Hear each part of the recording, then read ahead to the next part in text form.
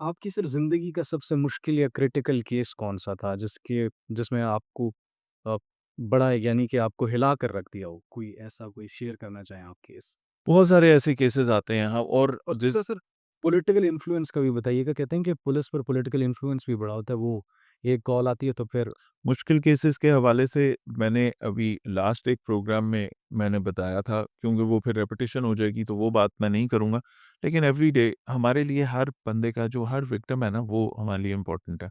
अभी ये चंद दिन पहले जो बच्चों वाले केस थे, 2 बच्चे, एक 2 दिन का बच्चा 10 साल बाद पैदा हुआ और वो उसके बाद वो बच्चा अस्पताल की नर्सरी से अचानक गायब हो जाता है। 2 औरतें कैमरे में नज़र आता है कि बच्चा लेके चल जाती हैं।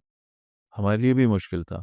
पेरेंट्स एहतजाज कर रहे थे। 10 साल बाद उनके घर बच्चा हुआ था और वो बच्चा क्यों अगवा हो जाता है और उसके बाद वो जो खातून है, जो उस माँ की हालत सोचें ना, हम तो परेशान थे ही थे, ये बड़ा केस है। लेकिन उस माँ की हालत सोचें कि 10 साल बाद अल्लाह ने औलाद की नेमत दी और एक हेल्दी बच्चा उनका है और वो नर्सरी से चोरी हो जाए, अगवा हो जाए, तो वो उसको ट्रेस करना, इस तरह हमारे लिए हर दिन कोई ना कोई ऐसा इम्पोर्टेंट केस चल रहा होता है और हर केस पे तवज्जो ऐसी ही होती है कि ये लगता है कि ये सबसे मुश्किल केस था। इस तरह मेहनत हम करते रहते हैं। पॉलिटिकल इन्फ्लुएंस की आपने बात की, तो पॉलिटिकल इन्फ्लुएंस उतना ही होता है जितना आप खुद लेना चाहें। ठीक है? इस वक़्त गवर्नमेंट की मैं ख़ास तौर पे ये कहूँगा, तब्दीली करवा देते हैं, वो आपकी ट्रांसफ़र करवा कोई ऐसी बात नहीं है। आप ट्रांसफ़र नहीं होता अगर आप उनकी बात ना मानें। इन 14 अ, 16-17 महीनों में या 18 महीने होने वाले हैं, इस डेढ़ साल के अंदर हमें तो किसी ने कोई ऐसी किसी चीज़ एमपी की कॉल नहीं है या मैंने की। बिल्कुल ऐसी कोई कॉल नहीं है कि देखिए मुझे बताइए, मुझे तो आज तक ऐसा कोई एमपीए नहीं मिला या एमएनए नहीं मिला जो कहे कि जी ये जुआरी है इसको छोड़ दो, ये कातिल है इसको छोड़ दो, ये कोई मफरूर है इसको छोड़ दो।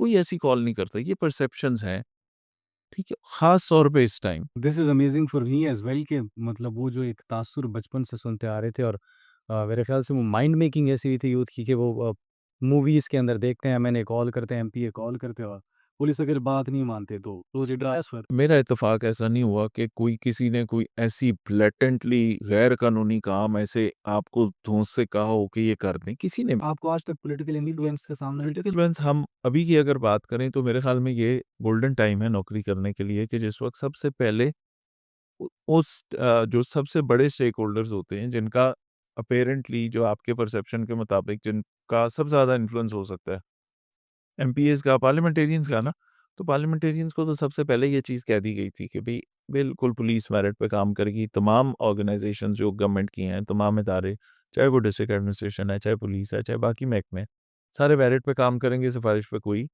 आपने सिफ़ारिशें नहीं करनी पॉलिटिकल लोगों ने। तो वो एक तो पॉलिटिकल विल और सपोर्ट आ गई हमारे पास। तो उसका फ़ायदा ये हुआ कि इस तरह की कोई चीज़ नहीं होती। बाकी देखें जो पॉलिटिकल लोग हैं ना, आप उनकी भी मसला समझें। एक आदमी है, उसने वोट भी लेने हैं, उसने लोगों में जाना भी है।